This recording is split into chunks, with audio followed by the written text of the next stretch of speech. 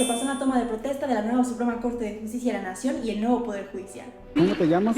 Perdón, secretario, ¿no se va a interpretar el himno nacional? Sí, usted pudo. Te lo cuento.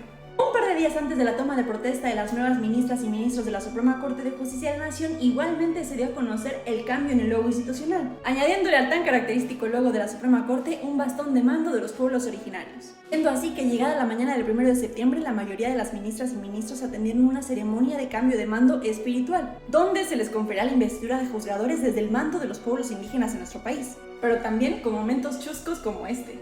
¿Cómo te llamas? Vilcán, cabecera, pueblo. Posterior a dicho evento, el ministro presidente electo de la Suprema Corte de Justicia de la Nación, Hugo Aguilar, se apersonó al primer informe de gobierno de la presidenta de México, Claudia Sheinbaum, bajo dicha investidura. Y no fue sino hasta llegada la noche posterior al primer informe de gobierno de la presidenta Claudia Sheinbaum y posterior a la entrega de dicho informe de manos de la secretaria de Gobernación, Rosicela Rodríguez, en la Cámara de Diputados, finalmente se llegó a la toma de protesta de las ministras y ministros de la Suprema Corte en el Senado de la República.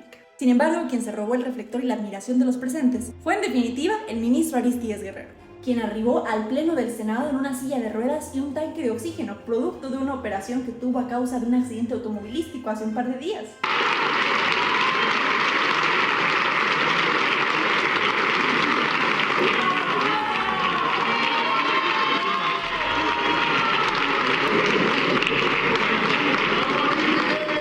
Y ahora sí, con todos los presentes, se tomó la protesta de las nuevas ministras y ministros. Pregunto, ¿protestáis desempeñar real y patrióticamente el cargo de ministras y ministros de la Suprema Corte de Justicia de la Nación que se os ha conferido y guardar y hacer guardar la Constitución política de los Estados Unidos mexicanos y las leyes que de ella emanen, mirando en todo por el bien y prosperidad de la Unión?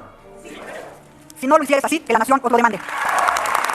Sin embargo, la oposición mexicana no se iba a dejar de un momento tan mediático e importante como este, pues el senador plurinominal y líder de los panistas en el Senado, Ricardo Anaya, aprovechó el espacio para condenar el pasado proceso electoral. No tiene legitimidad de origen la autoridad que surge de un proceso plagado de irregularidades. Sin embargo, eso no le bastó para que las nuevas ministras y ministros llegasen a las instalaciones de la Suprema Corte, con la ceremonia tan simbólica y significativa de la apertura de las puertas de dichas instalaciones. Pues como sabemos bien, hace un año la entonces ministra presidenta de la Suprema Corte, Norma Piña, la cerró como parte de su protesta por la elección judicial, sin darse cuenta que simbólica y literalmente le estaba cerrando las puertas de la justicia al pueblo de México. Y al día de hoy, simbólica y literalmente, nuevamente están abiertas con esta corte. Siendo así que a la primera sesión de la nueva Suprema Corte no únicamente arribaron miembros del gabinete de la presidenta Claudia Sheinbaum, sino que también gobernadoras y gobernadores y la propia presidenta de México. En la que el heroico colegio militar nos va a entonar el himno nacional.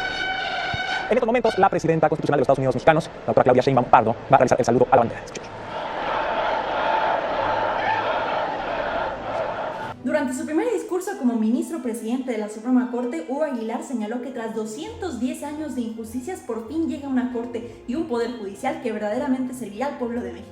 210 años, en Ario de Rosales, Michoacán, se instalaba el Supremo Tribunal de Justicia para la América Mexicana, fruto de la Constitución de Apatzingán de 1814, primer documento en que la insurgencia buscaba la independencia de lo que ahora es esta gran nación. Expresaba el hartazgo sobre el régimen colonial y particularmente ante un sistema de justicia desigual, excluyente, arbitrario, de abusos y al servicio de la nobleza y los sectores privilegiados de la época. 210 años después, el mismo hartazgo ha llevado a la refundación que hoy estamos viviendo, en el que ponemos los cimientos del cambio total y desde luego la apuesta de una justicia real y verdadera. Pero también tuvimos un pequeño momento chusco del ministro presidente Hugo Aguilar y el secretario de Acuerdos de la Suprema Corte. ¿No es secretario? Sí, señor ministro presidente. A continuación, señor ministro presidente convocará a las ministras que lo acompañarán con la presidenta de los Estados Unidos mexicanos a la puerta de este edificio. Perdón, secretario, ¿no se va a interpretar el himno nacional? Atentamente se invita a los presentes a ponerse de pie y a interpretar el himno nacional. Gracias, señor secretario. Pues si lo reconocemos bien, nos daremos cuenta que es el mismo secretario de Acuerdos de la pasada Suprema Corte de Justicia de la Nación, bastante fiel a Norma Piña. Y no está nada feliz de sus nuevos jefes. Pero en fin, tras pasado el emotivo discurso y después de entonarse el himno nacional, así es como concluye la primera sesión solemne de la nueva Suprema Corte de Justicia de la Nación. La nueva Corte hoy es una realidad. Chula.